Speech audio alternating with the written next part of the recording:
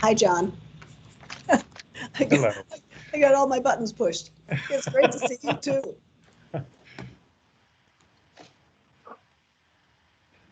That's funny. We're good. All right, Frank. Whenever, yeah. You ready to go? Okay, good. Thanks everybody for attending tonight's Tocqueville presentation. I'm Jerry Will, and really happy to be your virtual host tonight, together with my wife Jennifer. And we really did. The original plan was to host you at our home in St. Paul, so that shows you how far in advance these things are planned.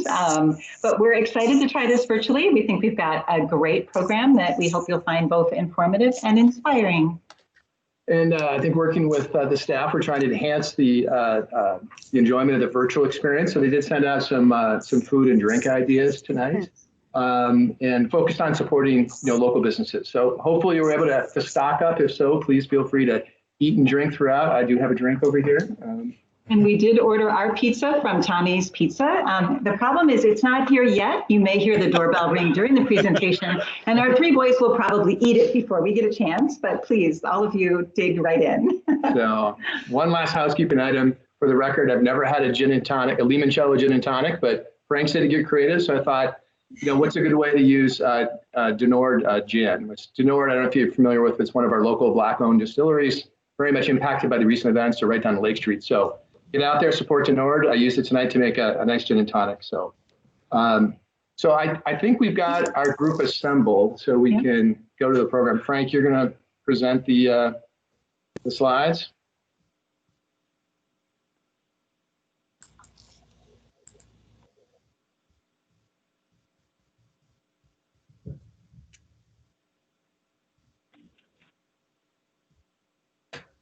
We can cover some of the housekeeping items here. We're getting the slides up, but so we've got 4 speakers tonight. So I can. We have 4 speakers tonight as we're waiting for Frank to get the slides up. So Denise Rutherford from 3M, John Wilgers, the President and CEO of the Greater Twin Cities United Way, Akua Ellis, our SVP for Community Impact, and Emily Hunt Turner, who is the founder and CEO of All Square.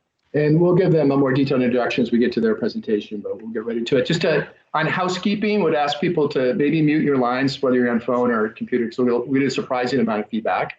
So that's one thing. Questions we'll hold for the end, except for Denise's. We'll take it right after hers, because I think she may need to move on to other things. She's hosting the 3M Open this week for us, so you can ask questions at the end. Frank will be coordinating our questions. You can put it in the chat room, or text him on the number that was provided, and we'll try to get those questions done. Yeah, actually, Frank, I know you're working on the slides, but maybe if you could put your number in the chat too, that might help people send questions to you during the presentation. Okay.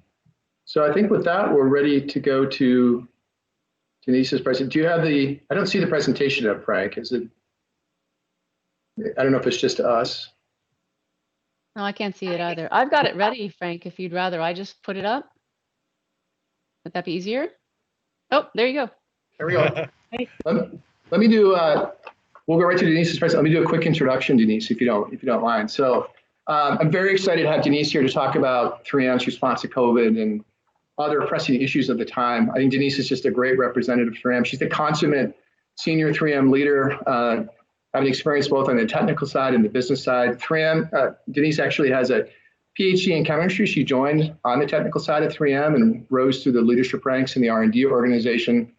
Also, then she moved over to the business side and had various business leadership roles, including leading aerospace, which is where Denise and I first worked together, but also with very extensive international leadership. I mean, leading at various times our large businesses in China, Japan, Latin America, Belgium, and I'm probably leaving out some. But today, Denise leads our Government Affairs organization as Senior Vice President for Corporate Affairs, I should say, where she leads our engagement with government, communities, and other stakeholders around the world. Where I know she probably enjoys this, gets to leverage some of her passions that I know she has for issues like sustainability, advancing the cause of women in leadership, and other social justice issues. So very excited to have Denise here with us today to give you a 15-minute overview on what 3M is doing to address COVID and other challenges that we're facing.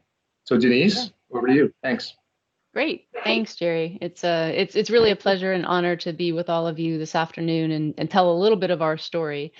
Jerry said it's got to be short, 15 minutes. So we'll jump right in here. And thanks for the very kind introduction too, Jerry. Yeah, we've worked together for like more than 10 years now, I think. So it's been great.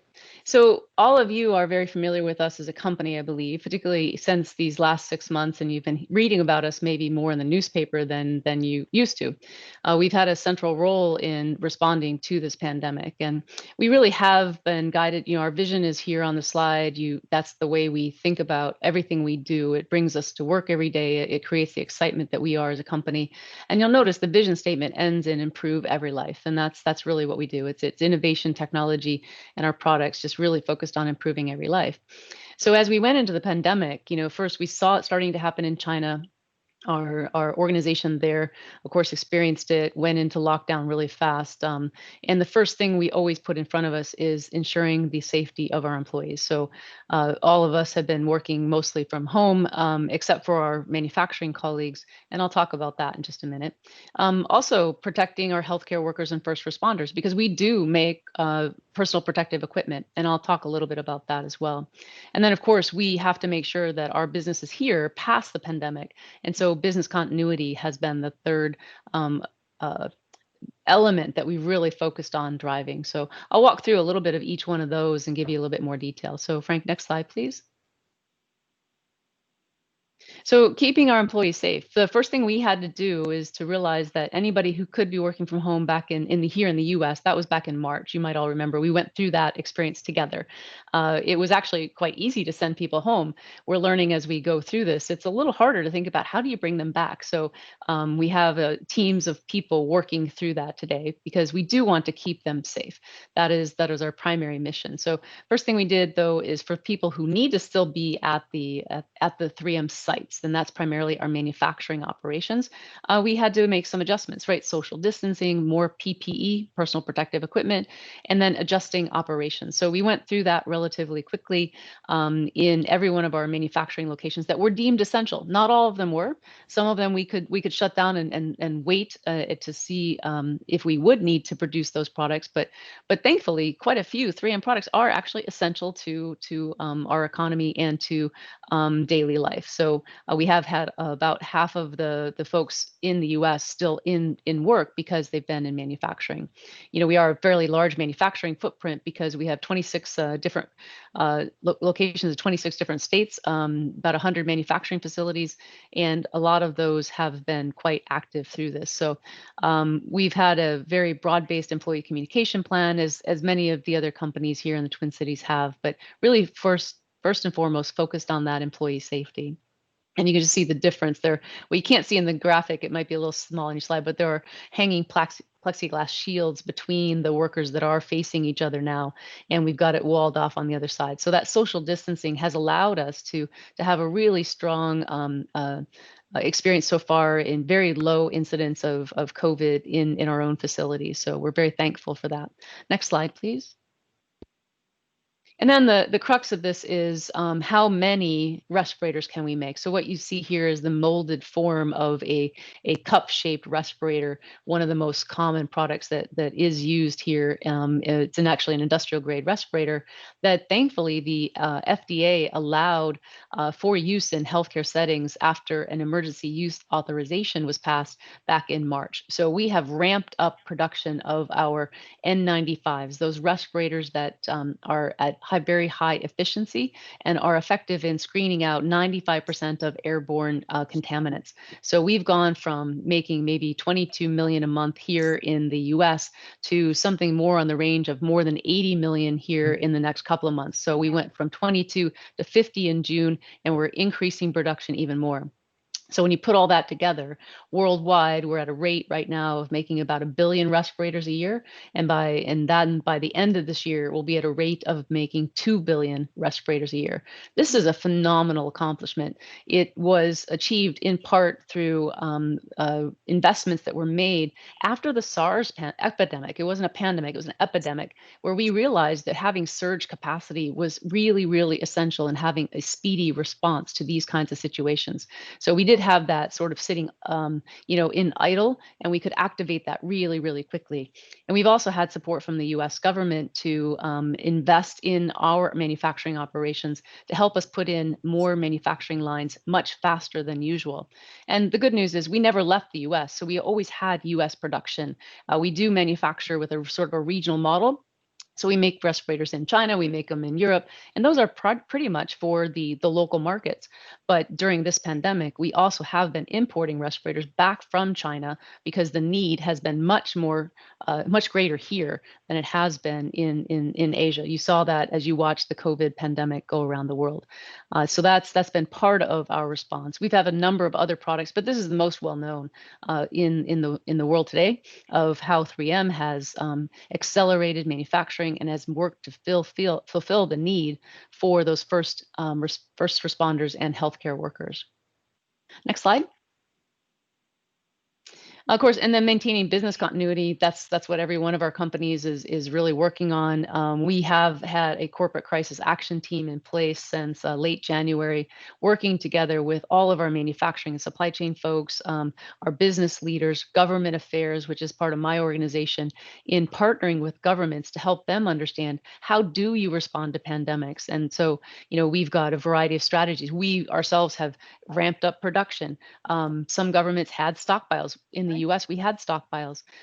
We've depleted those, but we're working on how do you get those products in. We've worked with FEMA to direct the shipments from China and from our own production to those locations of greatest need. So we've been following that all throughout.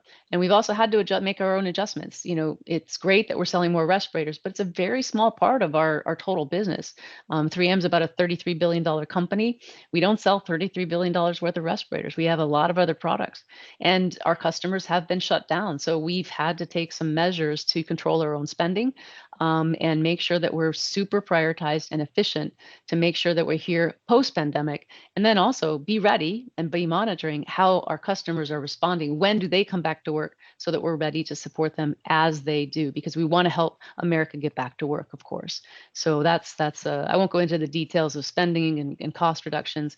All of you know that as business folks yourselves. So next slide. We also have taken time to appreciate our folks that have been at work. As I mentioned, quite a few numbers of people in manufacturing operations, and it was really great. We had a social media campaign for ourselves where we have gone out and did some signs, posted it on LinkedIn, and really appreciate the people who put themselves out there on our own front line to make sure that we could produce all of those respirators during these 4 months.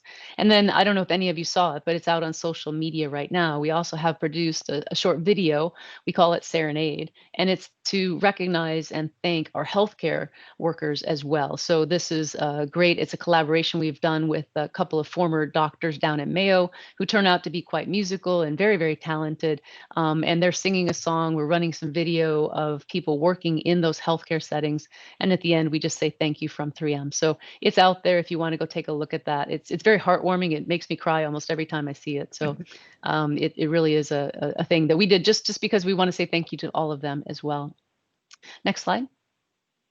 And then if you are interested in learning a little bit more, you can go to 3m.com/pandemic, and there's a lot of information we've put out there.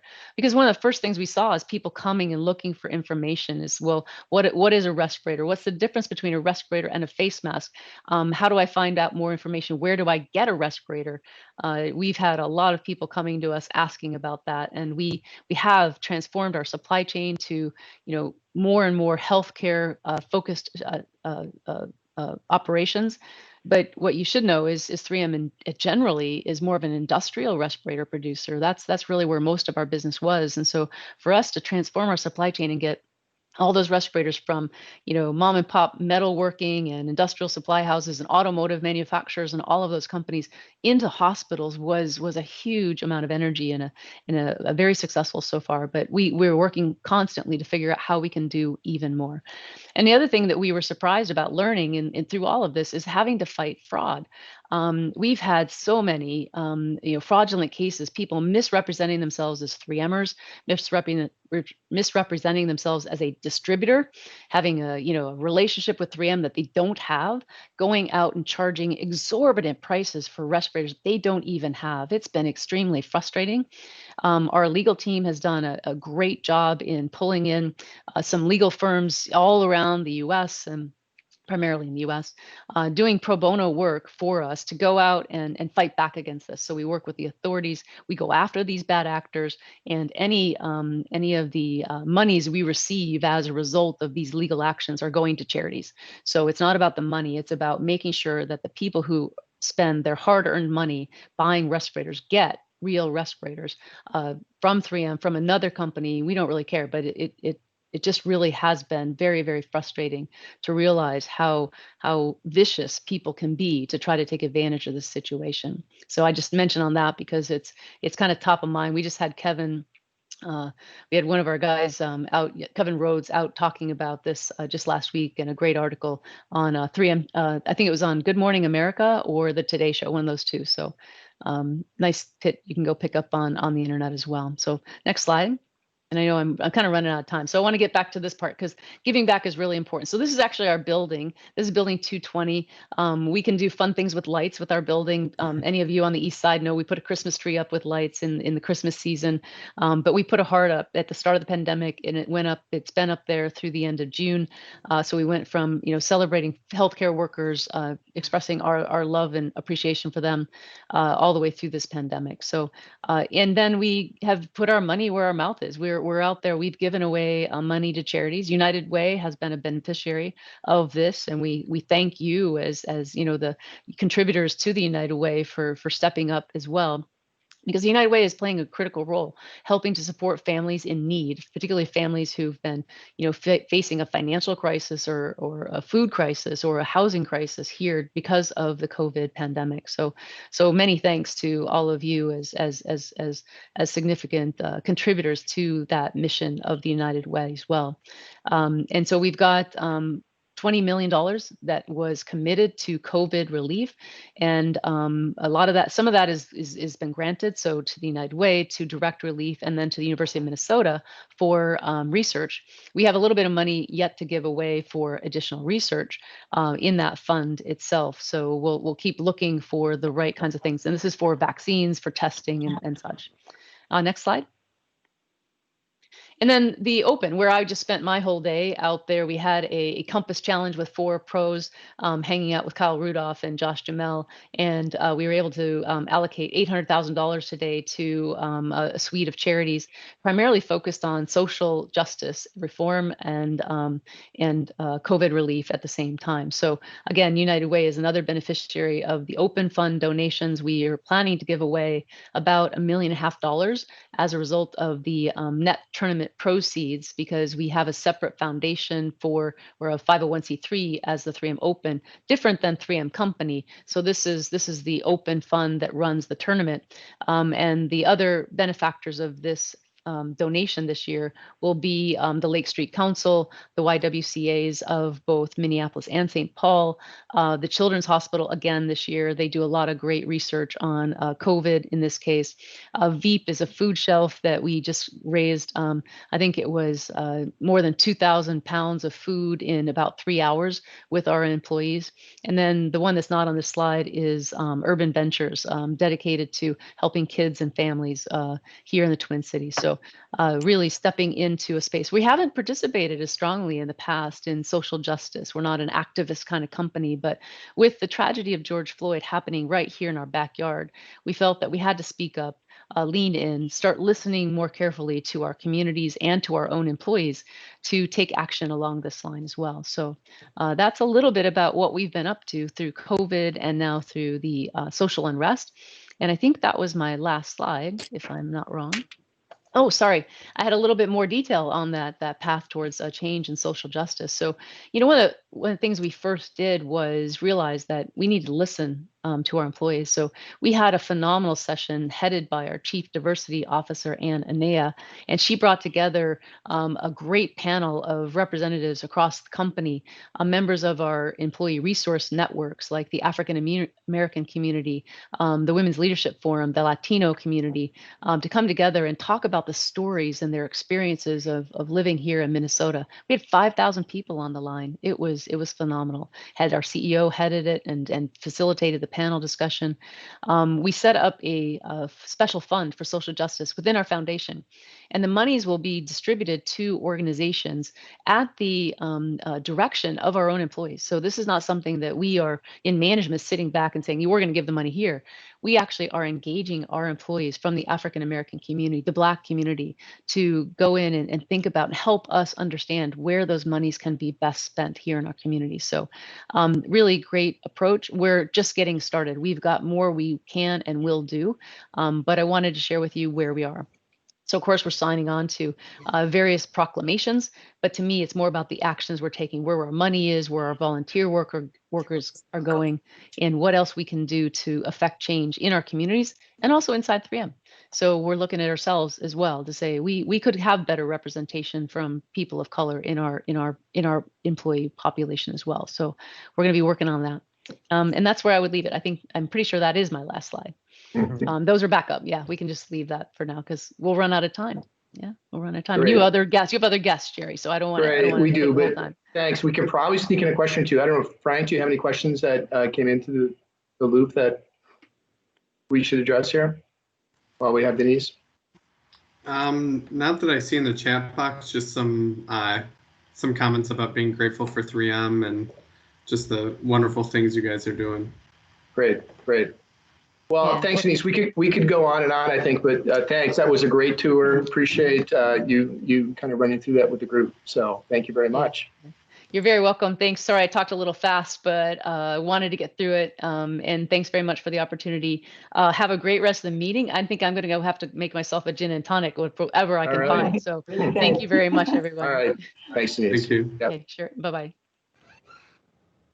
Great. Thanks again, Denise. So now we're excited to hear next from John Wilders. And for those of you who have not yet had an opportunity to meet John, he joined the Greater Twin Cities United Way last year in May. And he came to us after 35 years at Ernst & Young, most recently as the managing partner in the Minneapolis office. And he has been a long time community advocate here in the Twin Cities. And he served in a lot of important roles for the United Way before he joined full-time as CEO, including as the board chair and a member of the executive committee. So John's going to share his thoughts with us on the broader state of community, and I will turn it over to you, John. Thank you, Jennifer, and thanks both Jennifer and Jerry for hosting this event.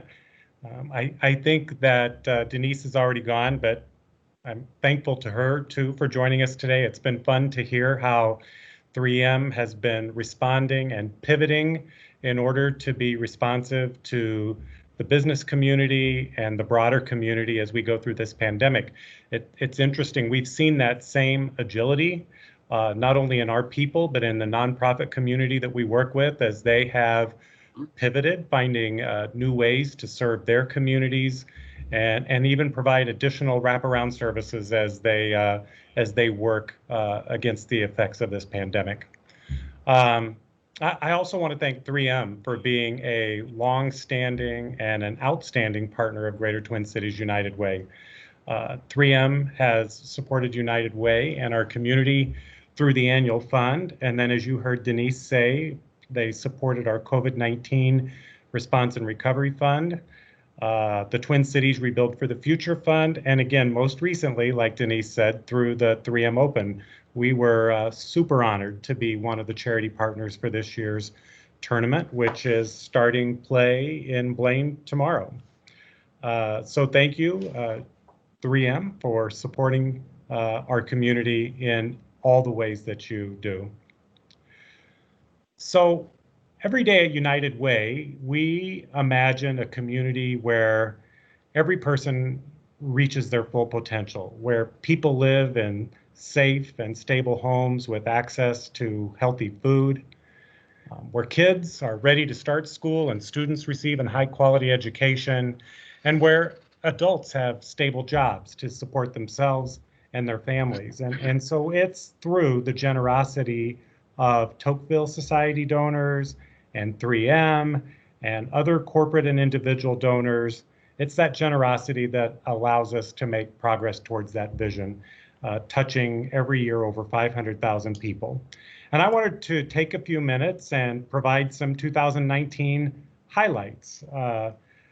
First of all, we provided 460,000 referrals to services like housing and food through our 211 resource helpline. It was a big year for 211. In addition to those referrals, we secured a $4.2 million grant from the Minnesota Department of Health to expand our work through the suicide prevention services and crisis support. We'll start that work in the fall. And 211 has been an important part of our response to COVID-19, which I think you'll hear Akua talk about in a few minutes. We've engaged volunteers who've worked on service projects supporting 274,000 people. Our advocacy work, and many people don't even know we do advocacy work, but our advocacy work gives us an opportunity to not only secure funds for those who need it most, but to advocate for lasting systems change.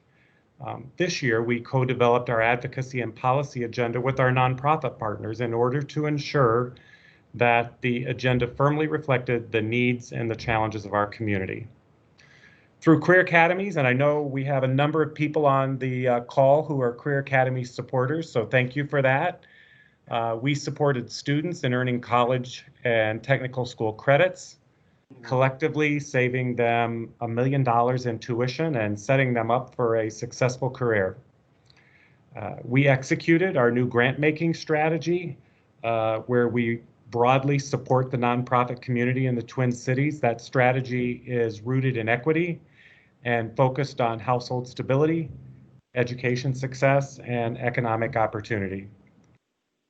And then finally, or at least the last thing I'll mention, we provided and participated in learning opportunities benefiting donors, nonprofit partners, and United Way staff through our Community Connection series, which again, I know a number of you participate in, and then also convenings with our nonprofit partners, including the Council of Agency Executives.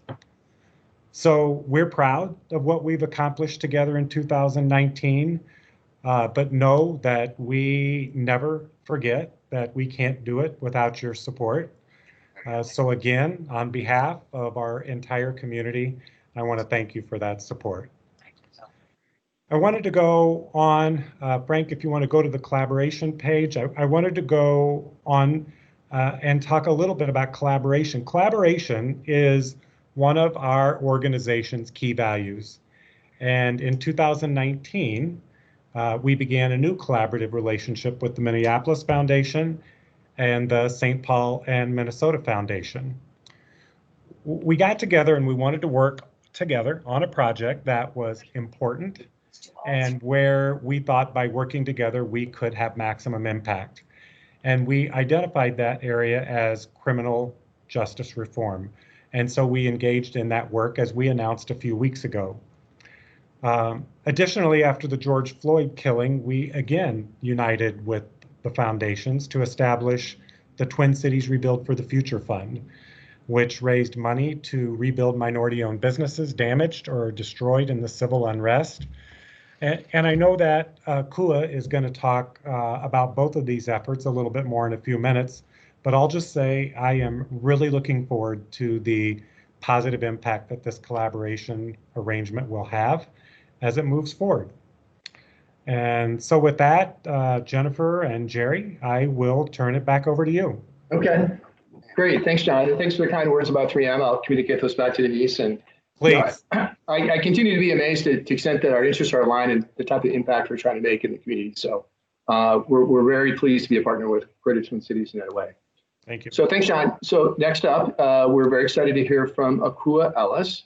And not everyone knows Akua, so let me just provide you with a brief introduction for those that haven't had a chance to meet Akua yet. Akua is the Senior Vice President for Community Impact for Greater Twin Cities United Way. In that role, she has a very broad brief. As you'll see if I describe it here, it's, she's responsible for leading the work around grant making, coalition engagement, system change, public policy, and the 211 helpline. So it's a big role. Akua brings to that, a deep experience, a long-term experience championing equity in many capacities, both in government and in the private sector. Just to name a few, she served as Director of Social Justice Advocacy for Catholic Charities here in St. Paul, Minneapolis. She managed government relations for Target for the southern part of the country. Near and dear to my heart as a resident of St. Paul, she worked for our current Mayor Melvin Carter back when he was on the St. Paul City Council.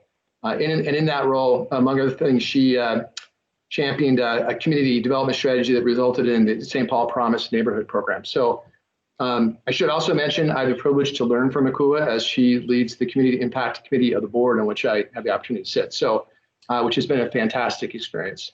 So with that introduction, I'll turn it over to Akua, who will kind of click down one more detail to the type of impact we're trying to make in the community with United Way.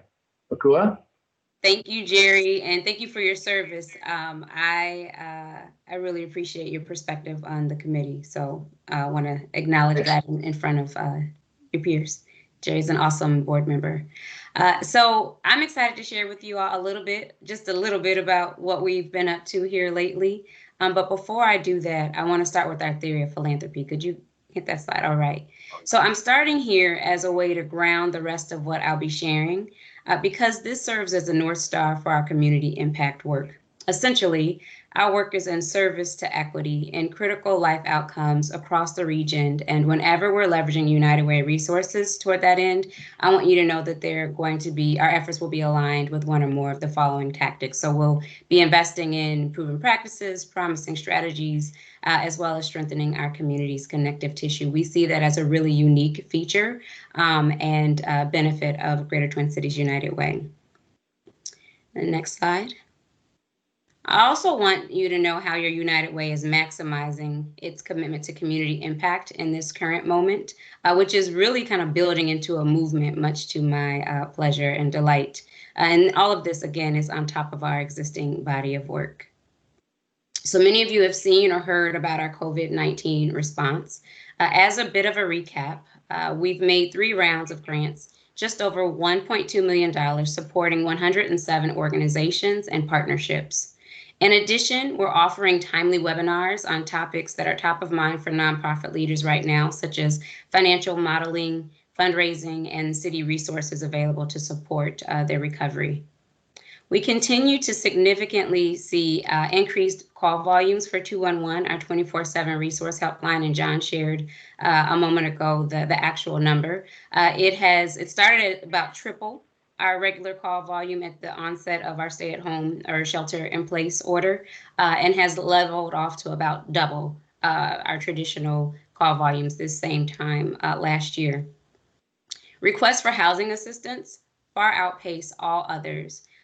Information that we have shared really broadly in our advocacy, and we were so relieved to see that advocacy pay off recently with Governor Walz's release of $100 million in rental and mortgage assistance. We count that as a real win, especially for us being so new, showing up at the Capitol specifically as United Way in our advocacy work. We did it in partnership with a lot of others, but there are a host of ways that we contributed to creating the political will for that level of investment. And so I want you all to know that we've had a hand in that and are so grateful for the governor's leadership there. As John mentioned, to address a broken criminal justice system and policies rooted in long-standing racism, we're partnering with the Minneapolis Foundation and the St. Paul and Minnesota Foundation with the goal of driving transformational change. Now, this partnership around criminal justice is new for us, but our partnership with those organizations is not. We have funded and partnered on coalitions, many coalitions over the years, but this is one where we're specifically showing up as 3 entities collectively, and so I'm really excited about it. This work could encompass our work around criminal justice system, could encompass a wide array of entry points. We are right now committed to learning from those directly impacted by the justice system, partnering on the development and amplification of solutions designed by those closest to the challenges which are born out of inequitable systems. Huda Ahmed, a transformational change agent and community activist, is the director of this work. She's got her hands full with our 3 organizations and the community, but she's up for the task. She'll support the collaboration and lead solution co-creation in partnership with the broader community. Can you hit the next slide? So I'll talk just a bit about the Twin Cities Rebuild for the Future Fund. The outrage and civil unrest following the murder of George Floyd resulted in significant property damage in cultural corridors where Black, Brown, and Indigenous people work and own business, areas that also serve as the life force of surrounding neighborhoods. As a result, we partnered with the St. Paul and Minnesota Foundation and Minneapolis Foundation, as I shared earlier, to establish the Twin Cities Rebuild for the Future Fund. Over $2.5 million has been distributed to the community through this fund to support the rebuilding efforts of Black, Indigenous, and people of color-owned small businesses. And just a note here, those dollars were raised and distributed within a month's time. So we're being nimble, agile in our work, and really responsive to community needs as they arise. I mentioned a moment ago that we made 3 rounds of grants for our COVID-19 Response and Recovery Fund. One of the things that we quickly discovered in our listening was that many of our partners were flexing to provide services that were new to them in direct response to their client base. We also knew that there was incredibly innovative work happening within organizations outside of the 95 nonprofits in our current multi-year grantee pool. Nearly 40% of the 3rd COVID fund grant round went to organizations that were new to us or doing work outside of our core impact areas. A recognition on our part that this extraordinary time called for us to stretch ourselves beyond the status quo. One of those amazing organizations is All Square. All Square is a nonprofit social enterprise centered on a craft grilled cheese restaurant and professional development institute that invests in the minds and lives of formerly incarcerated individuals. Their mission is to ensure that those impacted by the criminal justice system have the support and opportunities they need to not simply to subsist, but more importantly, to become our country's future leaders, business owners, legal practitioners, and entrepreneurs.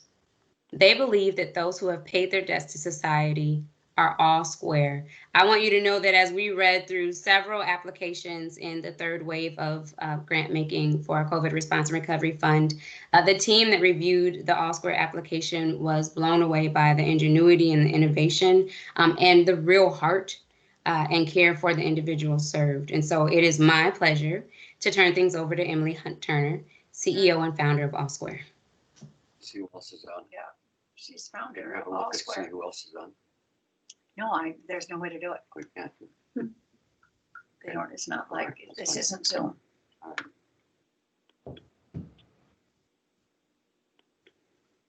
Oops. Hi, everyone. Can everybody hear me? Yes. Oh, great. Yes, we can hear you. Thanks. Great. Thank you so much for, honestly, thank you to all of you on the call, and thank you for the lovely words. It really means a lot to us, and we've very much appreciated your support and also just the opportunity. I appreciate the opportunity to connect with you all tonight. So, Frank, is it cool if would you mind showing the video? I think sometimes it might just help to, instead of me at least attempting to talk at you all, maybe just try to visually bring you into our space and show you what we do a little bit. So Frank, I don't know if there's a way to play that video, but if we could do that, and then I'll talk.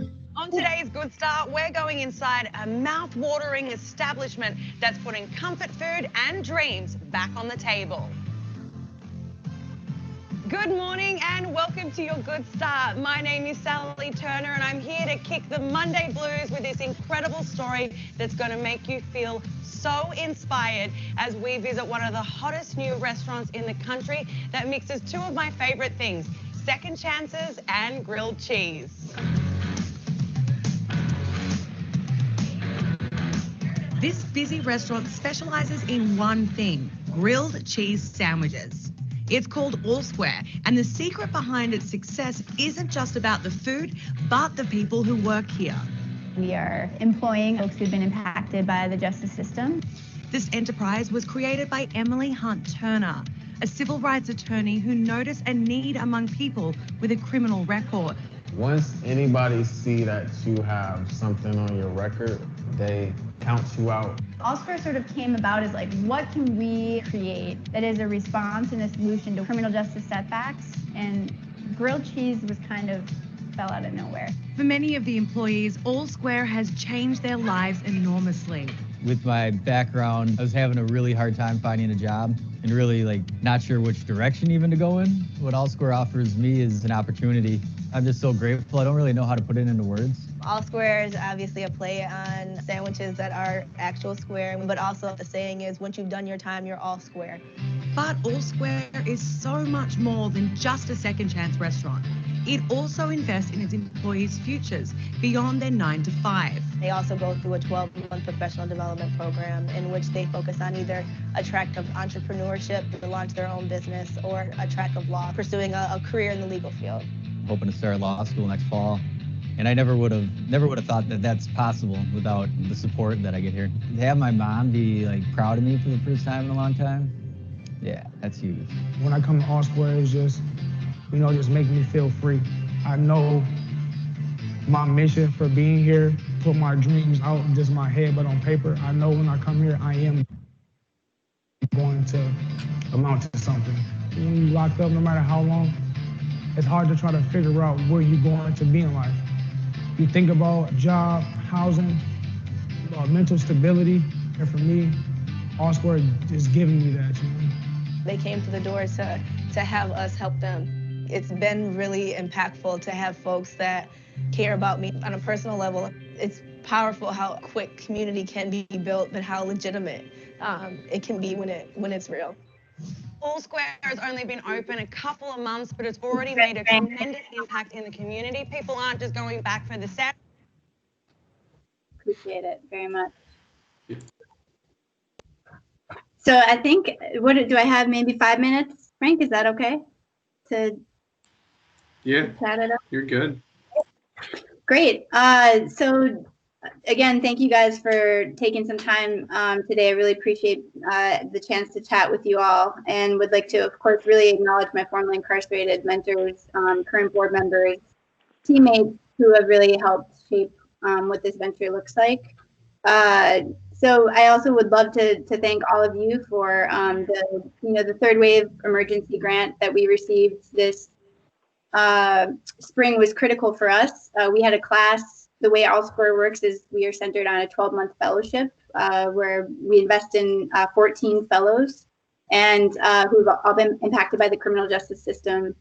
And so COVID hit during the middle of the fellowship, and it was, as you can all imagine, especially anchored on a restaurant as the revenue generator. It was pretty unexpected, but the grant that we received from you all was really critical in that the restaurant was shut down for 3 months, and this grant helped us do a variety of things, including, most importantly, I would argue, extend the mental health support that we offer fellows. We don't require it, but 95% of our fellows have opted into individual and family therapy. And so we were able to do all those sessions remote and continue our institute programming, particularly in law and expungement throughout the duration of COVID. And we even got to do some quarantine cooking classes together, which I'm not a chef, but I will say I learned a lot and had a lot of fun. So thank you guys so much for that. It was really, really meaningful for us. Couldn't have made it through the COVID quarantine without the support from this community. And so really grateful for that. I guess the last thing I'll mention, in addition, like I said, the one thing that video doesn't capture is the mental health programming. My formerly incarcerated mentors, Calvin Duncan in particular, who was wrongfully incarcerated for about 13 years, stressed that if we do anything and create any model, mental health and trauma-based programming that acknowledges systemic racism, systemic oppression, and the trauma that stems from mass incarceration, had to be offered, and not only offered but paid for by the enterprise. And so that piece is really critical piece that doesn't always get touted, But I really want to acknowledge it as the glue that holds our whole enterprise together. I think looking forward to this winter, obviously, as you can all tell, we're centered on a restaurant, a grilled cheese restaurant, which we're very much, luckily the summer has really picked back up with COVID. We have a really big patio outside. We're really fortunate. And so we're doing great, happy to be open safely at the moment. And also predicting that this winter we might have to pivot a little with our model. So we're going to really take this opportunity this winter to focus in and pay fellows and work with fellow graduates on curriculum development. How do we make our programming better? What ways can we extend supports to our current fellows and graduates as we kind of travel through a unique, I think, hibernation period this winter? And the last thing I'll say is we're also working in this winter, I think is going to allow us to do this. We're launching in collaboration with some incredible formerly incarcerated and currently incarcerated folks here in Minnesota. It's called Juris Justice. It's essentially for All Square is going to be a small civil rights law firm where we're going to be working on the intersection of criminal records and consumer protection, and as well as criminal records and housing. And I'm incredibly excited about that. But most importantly, we're going to be collaborating with folks who are currently incarcerated, law schools, paralegal schools, librarians, and some local leaders on bringing formal legal education to the inside of the prisons, ensuring that all these brilliant legal minds on the inside, many of whom became legal mentors for me, have access to not only accredited legal education, but access to legal opportunities on the outside once we welcome them back into the community. So really excited about that piece. I can share with all of you that going to law school and practicing law with folks who have actually experienced the system from the inside out just proved to me that there's only so much you can learn from a book, and true reform and comprehensive reform from those who have experienced this system. I just have been blown away by the brilliance and the talent that is untapped at the moment. So we're excited to be launching that. And again, I think I'll wrap it at that, but I just want to say thank you all for your support, for believing in our model. And thank you too, I just have to say, seeing that criminal justice reform is front and center in a lot of ways right now in philanthropy, I think is a beautiful thing. And we are one of many incredible, there's so many good, incredible, strong leaders out there doing this work. And to see you all invest in them and other orgs, particularly orgs that are run by Black, Brown, and Indigenous people, I think it's the way of the future. And it's just really excited to see that. So thank you all for your time and for doing this remote thing with me. And yeah, I appreciate it very much.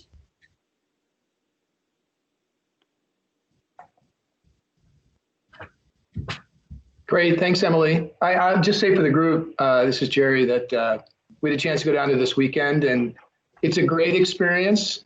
You'll feel good if you go down there. It's a great customer experience, great food. I know I've seen some questions about where it's at, but it's right on Minnehaha. It's easy access from St. Paul, I'll tell you, right across the bridge and up Minnehaha. So to bring it out to your curb if you like, or you can pop right in. It's very fast. And as Emily explained, also advancing some great issues. So congrats, Emily. And I hope you guys continue to expand it out. Thank you so much. Yeah. So Frank, do we have any questions that we want to take? Otherwise, we can open it up, I think, right, too? Or yeah. So if you don't know where the chat box is, when you hover over the screen, there's a little thing that looks like I don't know, like the caption that goes above a comic. I guess that's the easiest way to put it. Or you can also text my cell phone, or you can unmute.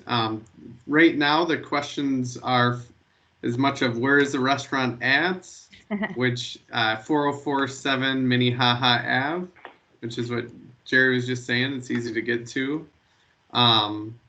Another one is just comments. All Square is amazing organization that is serving various needs in the community. Happy to learn more. And just well wishes. But yeah, if anyone has questions, feel free to speak up or put it in the chat box. Hey, Frank, it's Kitty. I just wanted to add, it's not a question, but I wanted to add a little bit of commentary, if you don't mind. Hi, everyone. Kitty Fahey here with United Way. I did want, since we're piling on accolades for 3M as well deserved, I wanted to also add, it's really relevant to this conversation in particular.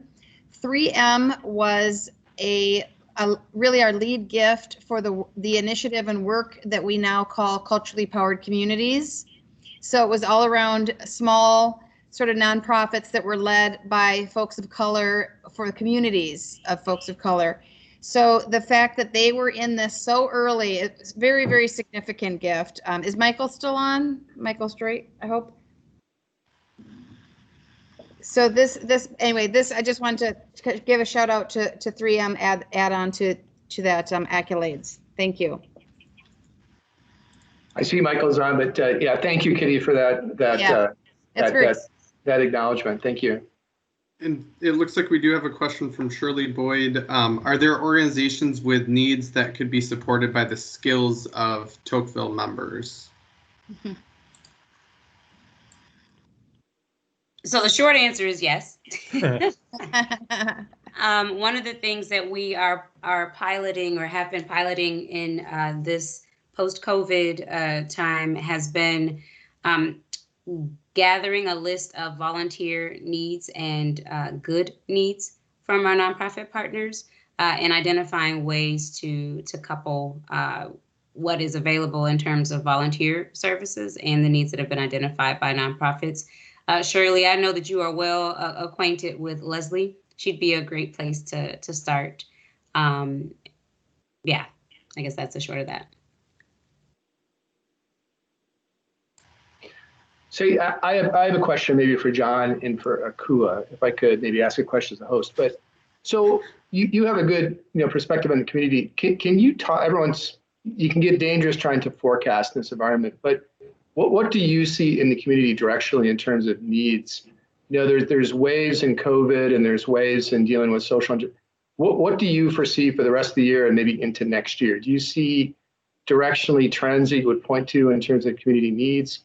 Getting more severe? Is it getting better? Any chance returning to near normal, which I assume the answer is no, but what do you see kind of from your vantage point, engaging with so many different organizations across the community? Yeah, that's a great question. One of the things that I would share is that we've seen the kind of our existing understanding of needs in the community exacerbated. So for example, we are working on a series of innovation initiatives, and we went back and looked at, okay, are the things that we're talking about doing still relevant? Excuse me, given what is now our current context, and what we discovered is that they're now even more intensely relevant. Housing has always been the #1 issue for folks calling 211, but there used to be a lot more requests for shelter. And what we saw change was that folks were looking for rental assistance. So that was a shift that we've seen. With the unrest that has occurred in major commercial corridors, the access to food, particularly for folks who are elderly, has been a really pronounced need. And that's been a big part of where our volunteer coordination has shown up is around food. We continue to work in North Minneapolis to build a self-sustaining food system, and are looking to expand that work as well, so that there is more resiliency when we have emergencies such as what we're seeing right now emerge. Great, thanks. Mm-hmm.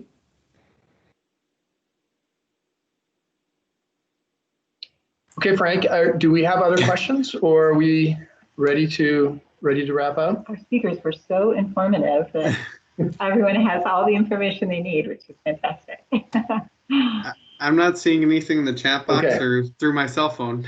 Great. Well, we're gonna accomplish our goal of hitting the end time. Yeah. And we're gonna, as we say at 3M, we're gonna give you the gift of time back. Look, thanks to all our speakers tonight. Hopefully, Tocqueville members and our guests got a sense of the type of impact that United Way is having in the community, some sense of the impact of the types of partnerships that are driving, sort of leveraging that impact it can have. And we hope you'll consider as you think about continuing to support United Way, so give you a flavor of the type of impact that you can have. So so thanks for joining tonight, and hopefully at some point we'll be able to meet face to face and do this in person. It will happen eventually. I'm not going to predict when, but thanks for attending tonight, and hopefully you enjoyed this virtual session. Thanks, everyone. Thanks. Thanks, Jerry. Thanks, Jennifer. Thanks, Jerry. Thanks, Jerry. Thank you. What a wonderful program. Thank you all. Jerry, Thank you. Thanks.